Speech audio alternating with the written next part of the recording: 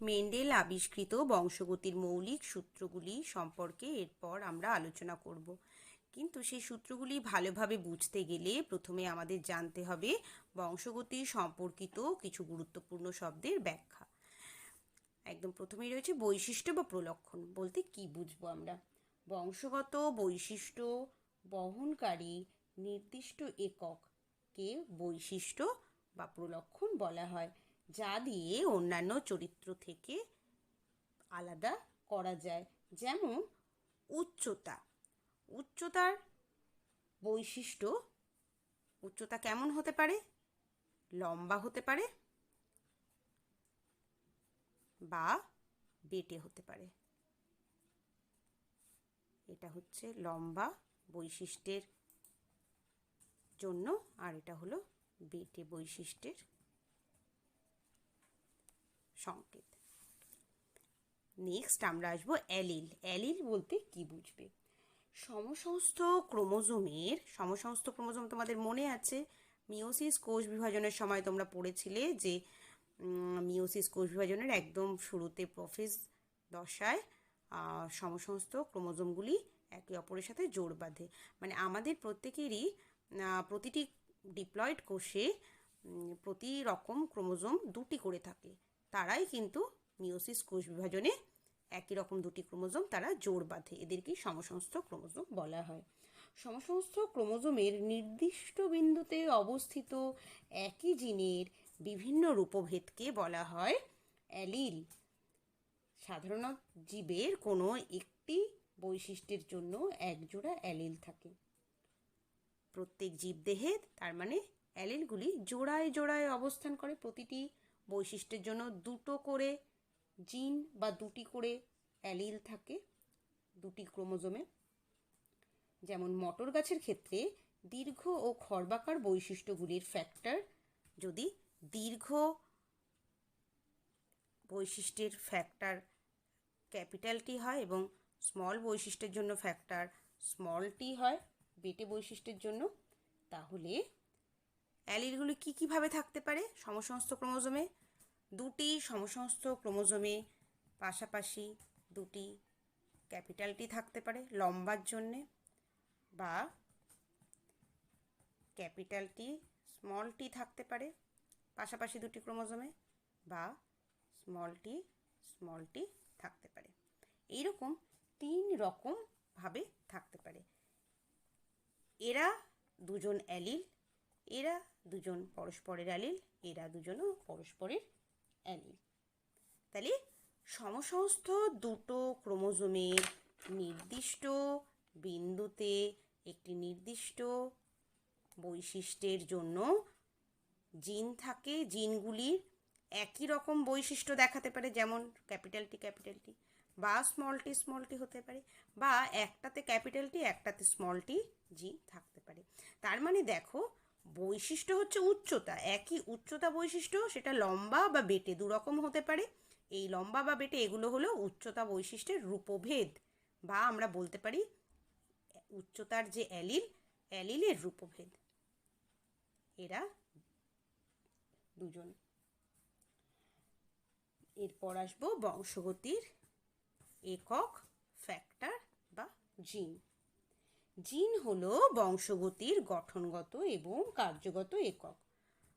ক্রোমোজোমের উপরে জিন রয়েছে, জিন বস্তু, যেটা ডিএনএ। তাহলে এই হলো একটা ক্রোমোজোম। ক্রোমোজোমের গঠনে রয়েছে ডিএনএ। এই ডিএনএর ক্ষুদ্রতম কোনো অংশ, যেটা থেকে প্রথমে আরএনএ তৈরি হয়, তারপর আরএনএ থেকে তৈরি হয় পলিপেপটাইড।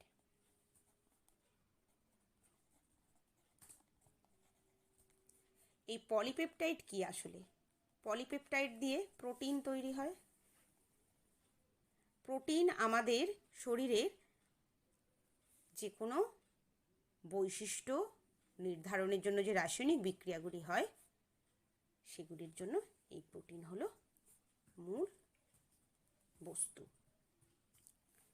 অর্থাৎ ক্রোমোজোমের মধ্যে রয়েছে ডিএনএ থেকে আরএনএ তৈরি হয়, আরএনএ থেকে পলিপেপটাইড সংশ্লেষিত হয়, যার থেকে পাই প্রোটিন, এবং প্রোটিন আমাদের যে কোনো দৈহিক বৈশিষ্ট্যের মূল দৈহিক বৈশিষ্ট্য পরিস্ফুটনের জন্য দায়ী। তাহলে বংশগতির একক গঠনগত এবং কার্যগত একক হলো জিন। জিনটা হচ্ছে ডিএনএর একটা ছোট অংশ, যে অংশটা একটা আরএনএ বা বলা ভালো যে অংশটা থেকে একটি কার্যকরী প্রোটিন উৎপন্ন হতে পারে, সেই অংশটাকে জিন বলবো। তার মানে একটা ডিএনএর ওপরে কিন্তু অসংখ্য জিন থাকতে পারে, অর্থাৎ একটা ডিএনএ অসংখ্য বৈশিষ্ট্য নিয়ন্ত্রণ করতে পারে। নেক্সট আসবো লোকাস। লোকাস ভেরি সিম্পল, এটা হচ্ছে ক্রোমোজোমের ওপর যেখানে কোনো জিন অবস্থান করছে, কোনো একটি জিনের অবস্থানকে, সেই স্থানটিকে বলা হয় লোকাস। ক্রোমোজোমের ওপরে প্রত্যেকটি জিনের জন্য কিন্তু নির্দিষ্ট জায়গা নির্ধারণ করা আছে। এমন নয় যে এক একজনের দেহে বা এক একটি কোষে ক্রোমোজোমের এক এক জায়গায় এক একটা জিন অবস্থান করছে, তা নয়। প্রত্যেকের ক্ষেত্রে যে কোনো প্রজাতির জীবের কোষে ক্রোমোজোমের নির্দিষ্ট জায়গায় একটা নির্দিষ্ট জিন অবস্থান করে, অর্থাৎ প্রতিটি জিনের জন্য লোকাস নির্দিষ্ট। ক্রোমোজোমের উপরে কোন স্থানে জিনটি থাকবে সেই জায়গাটি পূর্ব নির্ধারিত। এক সংকর ও দ্বিসংকর জনন। একজোড়া বিপরীত চারিত্রিক বৈশিষ্ট্য সম্পন্ন একই প্রজাতির দুটি জীবের মধ্যে সংকরায়ন ঘটনাকে এক সংকর জনন বা মনোহাইব্রিড ক্রস বলা হয়। যেমন মনোহাইব্রিড ক্রস, একই প্রকার বৈশিষ্ট্য উচ্চতাকে আমরা নিতে পারি। মটর গাছের ক্ষেত্রে উচ্চতা, একটি দীর্ঘ মটর গাছের সঙ্গে একটি খর্ব মটর গাছের সংকরায়ন ঘটানো হচ্ছে। এখানে একটি বৈশিষ্ট্য উচ্চতাকে আমরা বেছে নিয়েছি, অর্থাৎ একটি যেহেতু বৈশিষ্ট্য এক মানে মনো, এটাকে আমরা মনো হাইব্রিড ক্রস বলবো।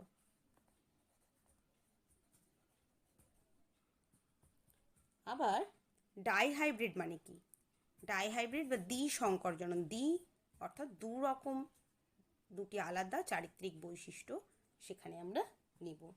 অর্থাৎ দুই জোড়া বিপরীত চারিত্রিক বৈশিষ্ট্য সম্পন্ন একই প্রজাতির দুটি জীবের মধ্যে সংকরায়ন ঘটানোকে দ্বিসংকর জনন বা ডাইহাইব্রিড ক্রস বলে।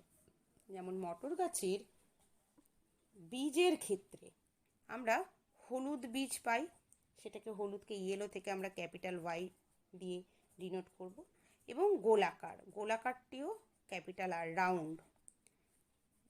বীজের জন্য আমরা দুটো আলাদা আলাদা বৈশিষ্ট্য নিচ্ছি, হলুদ, গোলাকার। হলুদের সাপেক্ষে অন্য যে আরেকটি উদ্ভিদ নেব সেক্ষেত্রে আমরা দেখব সবুজ হচ্ছে স্মল ওয়াই, আর রাউন্ডের বিপরীতে থাকবে কুঞ্চিত স্মল আর।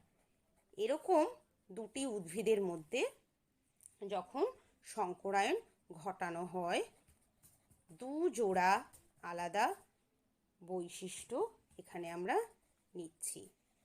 দুজোড়া বৈশিষ্ট্যকে নিয়ে আমরা ক্রসটা করছি, তাই একে বলা হচ্ছে ডাইহাইব্রিড ক্রস।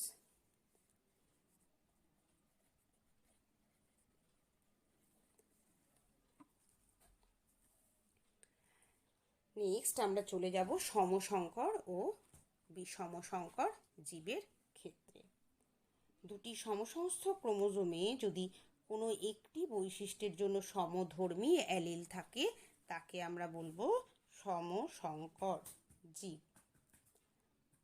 বা হোমোজাইগাস বা বিশুদ্ধ জীব। যেমন উচ্চতার সাপেক্ষে মটর গাছ, যদি আমি দেখি যে মটর গাছের সমসংস্থ দুটি ক্রোমোজোমে উচ্চতার জন্য যে অ্যালিল থাকা দরকার, দুটো সমসংস্থ যে দুটি ক্রোমোজোম দুটিতেই উচ্চতার জন্য ক্যাপিটাল টি রয়েছে। অথবা এমন হতে পারে দুটোতেই স্মল টি রয়েছে, তাহলে এটি বিশুদ্ধ জীব। এখানে কোনো মিশ্রণ ঘটেনি, দুরকম আলাদা, অর্থাৎ আমরা কিন্তু এখানে কোনো ক্যাপিটাল টি আর স্মল টি এই ব্যাপারটা পাচ্ছি না। একটা ক্যাপিটাল টি একটা স্মল টি, মানে দুটো বিপরীত ধর্মী দুটো চরিত্র, একটি বৈশিষ্ট্য উচ্চতা, তার দুটি আলাদা চরিত্র, এরকম নয়। একই চরিত্রের হয়, হয় তারা লম্বা দুটোই অথবা দুটোই খর্বাকার, অর্থাৎ সম সংকর জীব এরা, বা হোমোজাইগাস জীব। আর ঠিক এর উল্টোটা যদি হয়, দুটি সমসমস্ত ক্রোমোজোমে যদি কোনো একটি বৈশিষ্ট্যের জন্য দুটি বিপরীত ধর্মী অ্যালিল থাকে, তবে জীবটিকে সেই বৈশিষ্ট্যের সাপেক্ষে বিষম সংকর বা হোমোজাইগাস, হেটেরোজাইগাস বা সংকর জীব বলবো। যেমন উচ্চতার সাপেক্ষে এখানে রয়েছে ক্যাপিটাল টি এবং স্মল টি। উচ্চতার সাপেক্ষে দুটি বিপরীত ধর্মী অ্যালিল রয়েছে, এটা বিষম সংকর বা হেটেরোজাইগাস জীব আমরা বলবো।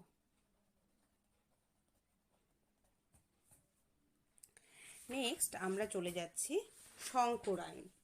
সংকরায়ন কি? সাধারণভাবে কোনো চরিত্র সাপেক্ষে বিপরীত বৈশিষ্ট্যযুক্ত দুটি জীবের মিলনকে সংকরায়ন বা হাইব্রিডাইজেশন বলে। এখানে একটি চরিত্রের জন্য দুটি বিপরীতধর্মী জীবের মিলনকে সংকরায়ন বা মনোহাইব্রিডাইজেশন বলে। যেমন হতে পারে একটা বিশুদ্ধ লম্বা জীব তার সাথে একটা বিশুদ্ধ খর্বজীব, তাদের মিলন এক্ষেত্রে এক সংকর জনন হবে। আর দ্বিসংকর জনন যখন আমরা দুটি চরিত্রের জন্য বিপরীতধর্মী দুটি জীবের মিলন ঘটানো হবে, যেখানে দ্বিসংকরায়ন বা ডাইহাইব্রিডাইজেশন বলা হবে। যেমন আমরা আগে দেখেছি হলুদ গোলাকার এবং সবুজ কুঞ্চিত, এরকম হলে তাদেরকে আমরা ডাইহাইব্রিডাইজেশন বলবো বা দ্বিসংকর জনন বলবো। নেক্সট আসবো বিশুদ্ধ জীব ও সংকর জীব বলতে কি বোঝাচ্ছে। দুটি সম বা অবিমিশ্র বৈশিষ্ট্য সম্পন্ন জীবের মিলনের ফলে যে জীবের সৃষ্টি হয় তাকে বিশুদ্ধ জীব বলে। একই রকম ভাবে দেখো, এই যে সমসংকর বা বিষম সংকর জীব দেখেছি, একই রকম বিশুদ্ধ জীব ও সংকর জীব। বিশুদ্ধ জীবের মিলন, দুটি বিশুদ্ধ জীবের মিলনের ফলে সবসময় বিশুদ্ধ জীবই পাওয়া যায়। বিশুদ্ধ জীব মানে ক্যাপিটাল টি এবং ক্যাপিটাল টি, এদের মিলনে সবসময় বিশুদ্ধ জীবই পাওয়া যাবে। আবার এটা যদি স্মল টি হতো, দুটো স্মল টি দুটি খর্ব মটর গাছের মধ্যে যদি সংকরায়ন ঘটানো হয়, সবসময় তাদের মধ্যে খর্ব অপত্যই পাওয়া যাবে। সংকর জীব কখন পাওয়া যাবে? দুটি ভিন্ন বৈশিষ্ট্য সম্পন্ন জীব, যেমন দীর্ঘ মটর গাছের সঙ্গে যদি খর্ব মটর গাছের সংকরায়ন ঘটানো হয়, তাহলে তাদের মিলনের ফলে মিশ্র বৈশিষ্ট্যযুক্ত জীব পাওয়া যাবে। ক্যাপিটাল টি স্মল টি এই বৈশিষ্ট্যযুক্ত জীব পাওয়া যাবে, তাহলে একে সংকর জীব বলবো। কি বলবো? সংকর লম্বা, এক্ষেত্রে এ হবে সংকর লম্বা। আর এরা কিন্তু অবশ্যই বিশুদ্ধ জীব হচ্ছে, তাহলে এই হচ্ছে বিশুদ্ধ লম্বা,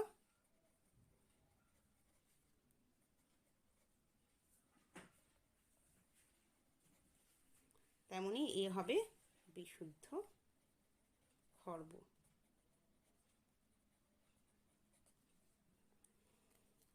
নেক্সট আসবো জনিত্রী যৌন। সংকরায়নের জন্য প্রাথমিকভাবে একটি জীবকে পুরুষ এবং অপর একটি জীবকে স্ত্রী হিসাবে নির্বাচিত করে নিয়ে তারপর তাদের মধ্যে সংকরায়ন ঘটানো হয়। এই পুরুষ ও স্ত্রী জীব দুটিকে অপত্য যনু বা প্যারেন্টাল বা পি যনু রূপে অভিহিত করা হয়। পি যনু থেকে উৎপন্ন পরবর্তী যনুকে প্রথম অপত্য যনু বা ফার্স্ট ফিলিয়াল জেনারেশন বা সংক্ষেপে F1 যনু বলে। যেমন বিশুদ্ধ লম্বা এবং বিশুদ্ধ খর্বাকার, এরকম দুটি জীবকে আমরা বেছে নিলাম সংকরায়নের জন্য। তাহলে এদেরকে আমরা বলবো জনিত্রী জনু বা পি জনু। এবার এদের সংকরায়নের ফলে যে জীব পাওয়া গেল সে হচ্ছে শঙ্কর লম্বা। শঙ্কর লম্বাকে একটা ক্যাপিটাল টি হবে আর একটা স্মল টি। এই শঙ্কর লম্বা একে আমরা কি বলবো? একে বলবো প্রথম অপত্য জনু বা ফার্স্ট ফিলিয়াল জেনারেশন বা F1 জনু। নেক্সট আসবো অপত্য জনুতে। এখানেই আমরা দেখে নিয়েছি F1 জনু।